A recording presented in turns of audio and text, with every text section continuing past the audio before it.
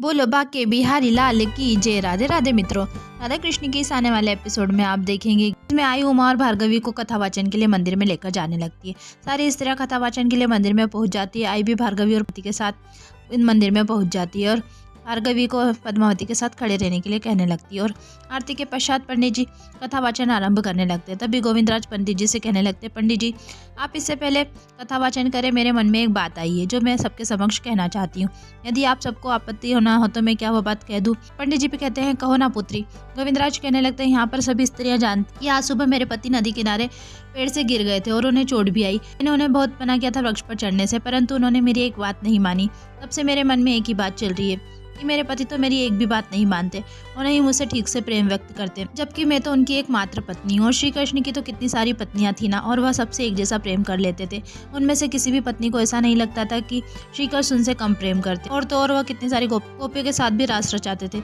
ऐसा प्रेम तो मेरे आराध्य श्री कृष्ण ही कर सकते। किंतु मेरा प्रश्न यह है कि कोई मनुष्य भी इस प्रकार का प्रेम कर सकता है? यह सुनकर के सभी स्त्रियां आश्चर्यचकित हो जाती है। पंडित जी भी कहने लगते यह प्रश्न बहुत ही अच्छा है, किंतु उसका उत्तर समझने के लिए सबसे पहले आप सभी को कृष्ण को समझना होगा। और कृष्ण को समझाने लगते और कहने लगते, कृष्ण तो सबको मोह लेते, वह कभी भी अपने आप को सर्वश्रेष्ठ नहीं समझते और हमेशा साधारण से अपने आप को प्रतीत करते। उन्हें माखन खाना भी पसंद है, उन्हें मुरली बजाना भी पसंद है, वो गैया भी चरा लेते और वह किसी भी रूप में हो सकते हैं, सदैव आपकी सहायता करते। और वो यह भी जानते हैं कि कब कौन किस पीड़ा में, और वो सदैव आपकी सहायता करते हैं। इसलिए आप सबको भी सदा अपने जीवन में एक कृष्ण तो खोजना ही चाहिए, वह चाहे कोई भी हो सकता है, आपका मित्र, पति, कोई भी।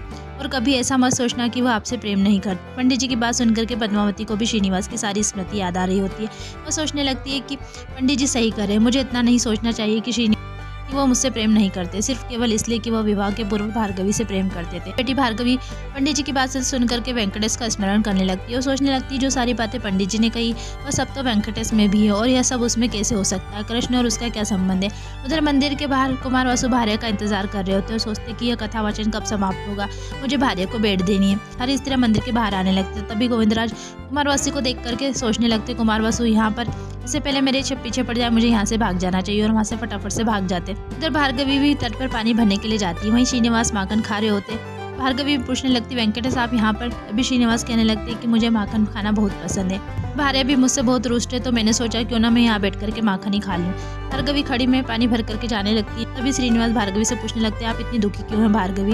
भार्गवी कहने लगती मैं कहाँ दुखी हूँ। श्रीनिवास कहने लगते जब आप दुखी होते हो ना भार्गवी, तो चेहरे पर आपके हाव भाव दिख जाते। अगर मुझ पर विश्वास नहीं है ना तो जल में अपना प्रतिबिंब देख लीजिए। ये सुनकर के भार्गवी अपना प्रतिबिंब जल में देखने लगती और सोच में पड़ जाती है कि वेंकटेश को कैसे ज्ञात हुआ कि मैं दुखी हूँ। एपिसोड यहीं खत्म होता है। आगे की अपडेट के लिए हमारे चैनल को लाइक और सब्सक्राइब करना ना भूले। धन्यवाद।